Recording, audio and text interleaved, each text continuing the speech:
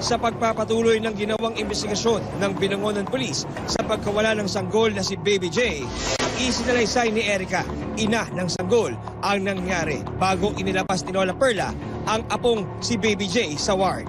Sa pagkakaalam nyo, ma'am, anong oras po nangyari po yun? Nung una pong dumating po itong nagpakilala pong nurse sa inyo? Bali, ano yun sir nangyari ng 1:30, pumunta po siya sa ward namin. Excuse me po. Yun, kung pagpunta po niya doon po sa kay Baby, pero po kayo napansin na parang medyo kakaiba? Wala naman po talaga ako napansin kakaiba nun sir Kasi nakapang-nurse siya talaga. Naka-schedule naman po kami ng newborn. Kaso po, 3 p.m. 3 p.m. pa? Oo, kaya may kasama po kami doon. Bali, 3 kami doon Diba 3 p.m. pa daw yung start ng screening? Hindi ko lang alam. Sabi po ng kasama ko, di ba alas 3 pa yung newborn? Bakit dadalhin nyo na agad ng 1:30? Pumasok lang ako saglit dun sa ward, tapos pagbalik wala na yung nurse na yun. Pero yung nurse hindi na sumunod pabalik ng ward. Hindi na po. Naiwan na siya sa hallway. Naiabot po ni Lola si Baby dun sa nurse. Kasi akala po talaga namin ganun. Tapos pagbalik naman ni nanay dun sa hallway, wala na po yung nurse.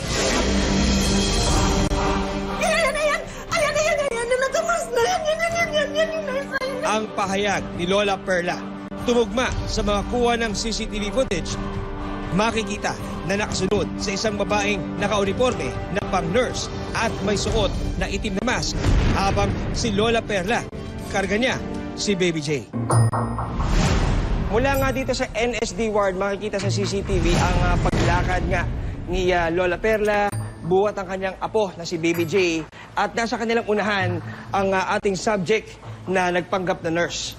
Ngayon, pagdating sa puntong ito, makikita natin, paglagpas nila dito sa CCTV, ay maaring sa may bahaging ito ng hallway, posibleng ibinigay na ng ating subject ang forms para sa newborn screening na kailangan papirmahin sa nanay ni Baby J. Kaya si Lola, ipinabuhat muna sa nurse ang bago panganak ng sanggol, bumalik siya sa kwarto, pinapirma sa nanay ni Baby J ang mga forms. Pero sa kanya pagbalik dito, laking gulat niya. Wala na ang nurse, wala na rin ang kanyang apo. So, ang lola naman, walang pagdududa na talagang siya ay isang hospital staff, ay sumunod kung ano yung kanyang sinabi. Ako na muna yung hahawak sa baby. So, balikan mo yung nanay, pa-fill upan mo itong form na ito at sumunod ka na lang sa akin sa newborn screening room. At nang mapapirmahan na ang form at bumalik doon sa newborn screening room. Nurse, nandiyan na ba yung apo ko? Mamayang alas 3 pa po ang screening. Ha? Nasaan yung apo ko? Only to find out na wala namang babing dinadala doon. Ito nga yung laboratory na pinagdadalahan ng mga bagong panganak na baby para sa kanilang newborn screening.